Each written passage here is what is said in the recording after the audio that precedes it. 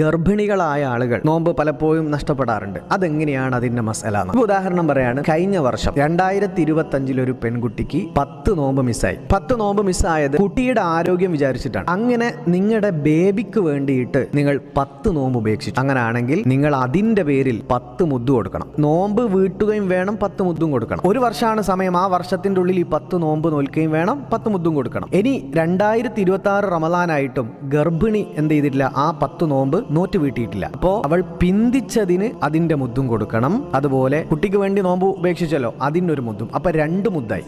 ഒന്ന് ഓൾറെഡി കുട്ടിക്ക് വേണ്ടി നോമ്പ് ഉപേക്ഷിച്ചതിന് മുദ്ദുണ്ട്. രണ്ടാമത്തെ മുദ്ദ് ഇങ്ങനെ വന്നു. 11 മാസമാണ് സമയം. ആ 11 മാസമായിട്ടും നോമ്പ് വീട്ടാതെ ഈ റമദാൻ വരെ പിന്തിപ്പിച്ചു. ആ പിന്തിപ്പിച്ചതിന്റെ ഫലമായിട്ട് ഒരു മുദ്ദ് എക്സ്ട്രാ. ആ മുദ്ദടക്കം ഒരു നോമ്പിന് 2 മുദ്ദ്. അപ്പോൾ എന്ത് ചെയ്യണം? 10 നോമ്പിന് 20 മുദ്ദ് നമ്മൾ എന്ത് ചെയ്യേണ്ടി വരും? കൊടുക്കേണ്ടി വരും. സ്വന്തം ശരീരത്തിന്റെ കാര്യം ഭയന്നുകൊണ്ടാണ് ഒരു പെണ്ണ് നോമ്പ് ഉപേക്ഷിച്ചതെങ്കിൽ ആ പെണ്ണ് മുദ്ദ് നിർബന്ധാവില്ല. കുട്ടിക്ക് വേണ്ടിയെങ്കിൽ മാത്രമേ മുദ്ദ് നിർബന്ധാവൂ. സ്വന്തം ശരീരവും കുട്ടിൻ്റെതും കൂടി ഭയന്ന്, രണ്ടും കൂടെ ചില സിറ്റുവേഷൻ അങ്ങനെ ഉണ്ടാവും. മുദ്ദ് നിർബന്ധമല്ല. പ്യുവർലി കുട്ടിയുടെ കാര്യം മാത്രം ആലോചിച്ച് നോമ്പ് ഉപേക്ഷിച്ചെങ്കിൽ മാത്രമേ മുദ്ദ് നിർബന്ധാവുകയുള്ളൂ. ഇതെല്ലാവരും എല്ലാ ആളുകളിലേക്കും ഷെയർ ചെയ്ത് കൊടുക്കുക.